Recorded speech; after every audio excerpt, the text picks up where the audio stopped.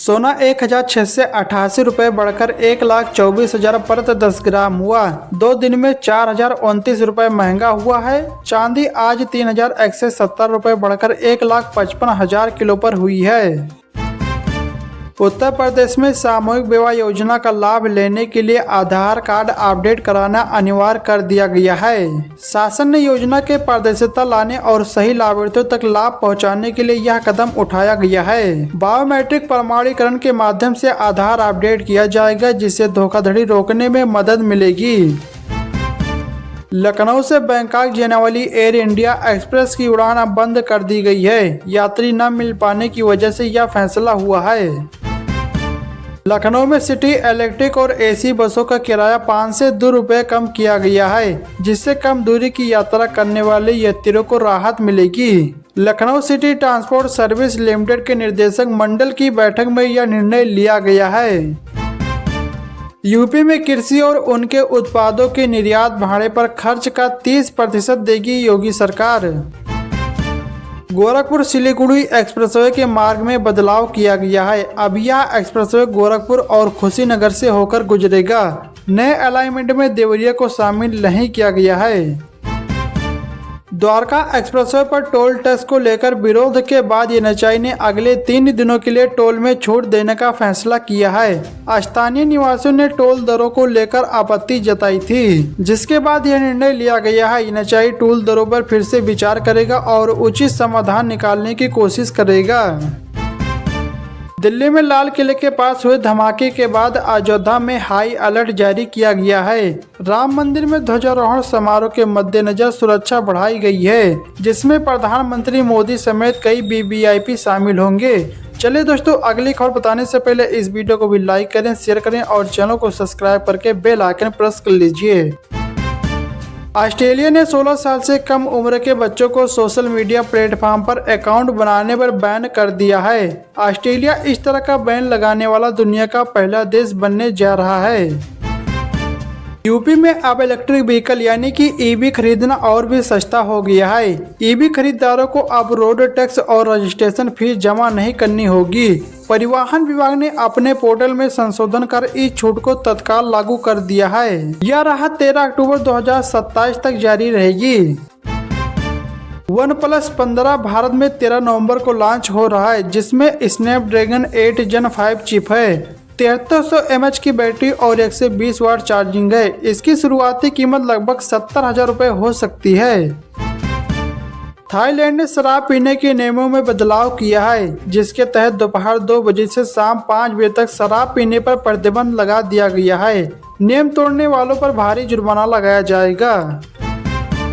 Unique identification authority of India यानी कि UIDA ने आधार कार्ड का नया मोबाइल ऐप लॉन्च कर दिया है। इसके जरिए अब आप एक ही फोन में 5 आधार प्रोफाइल इंस्टॉल कर सकेंगे।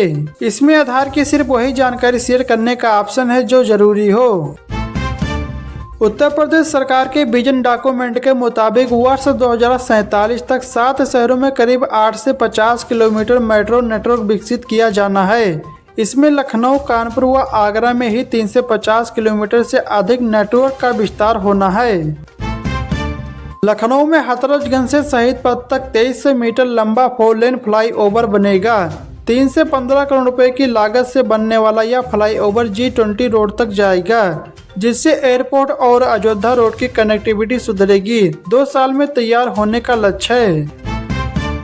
उत्तर प्रदेश के सभी स्कूलों में अब वंदे मातरम का गान अनिवार्य होगा। मुख्यमंत्री योगी आदित्यनाथ ने गोरखपुर में एकता पद यात्रा के दौरान यह घोषणा की है। उन्होंने कहा कि कोई भी धर्म राष्ट्र के ऊपर नहीं है। अमृत भारत ट्रेनों में अब यात्री टिकट के साथ ही ऑनलाइन खाना बुक कर सकेंगे। रेलवे बोर्ड ने स्लीपर श्रेणी में यह सुविधा शुरू की है, जिससे यात्रियों को किफायती और गुणवत्तापूर्ण भोजन मिलेगा। वंदे भारत की तुलना में यह भोजन सस्ता होगा। प्रयागराज के फाफा मऊ में एक नकली सामान बनाने वाली फैक्ट्री का पुलिस ने भांडाफोड़ किया है। यहां ब्रांडेड कंपनियों के नाम पर नकली घी, नूडल्स और अन्य उत्पादन बनाए जा रहे थे। पुलिस ने छापेमारी में 30 लाख रुपए का नकली सामान बरामद किया है। यह नकली सामान लखनऊ, कानपुर और प्रयागराज जैसे शहरों में सप्लाई किया जाता था।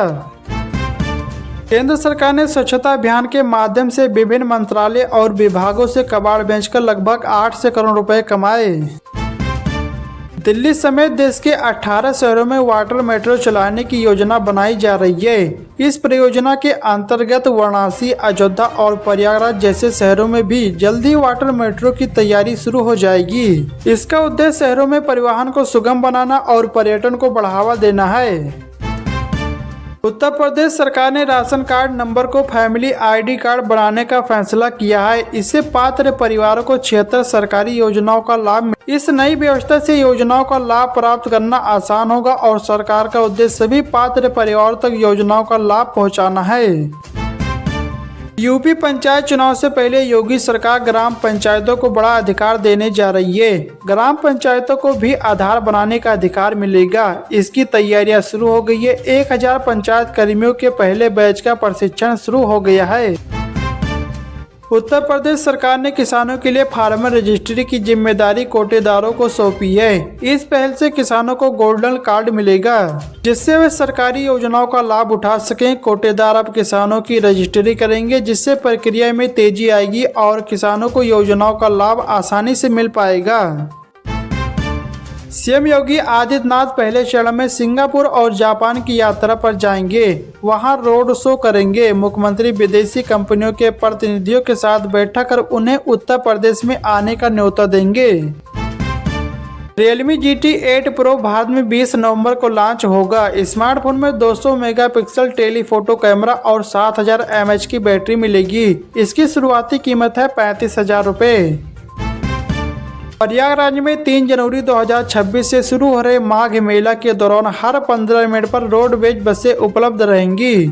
सामान्य दिनों में 18 से बसें चलेंगी, जबकि मुख्य स्नान पर्वों पर 28 से अधिक बसें चलाई जाएंगी। श्रद्धालुओं की सुविधा के लिए विभिन्न स्थानों पर 200 बसें रिजर्व भी रखी गई है। टाटा मोटर्स ने नवंबर 2025 में अपनी कारों पर भारी छूट की घोषणा की है, जिसमें इलेक्ट्रिक वाहनों पर 1,30,000 तक का लाभ मिल रहा है। यह ऑफर EMI 2024 और EMI 2025 मॉडल पर लागू है।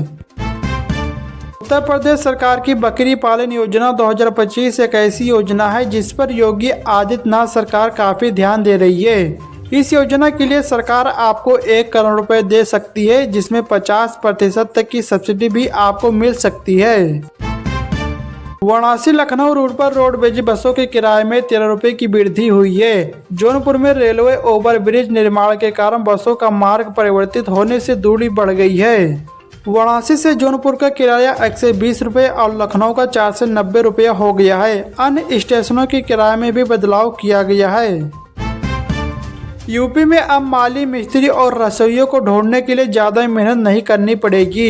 योगी सरकार एक ऐसी व्यवस्था करने जा रही है जिससे घर बैठे आप एक कॉल करके इन सभी लोगों को बुलाकर अपना काम करवा सकेंगे।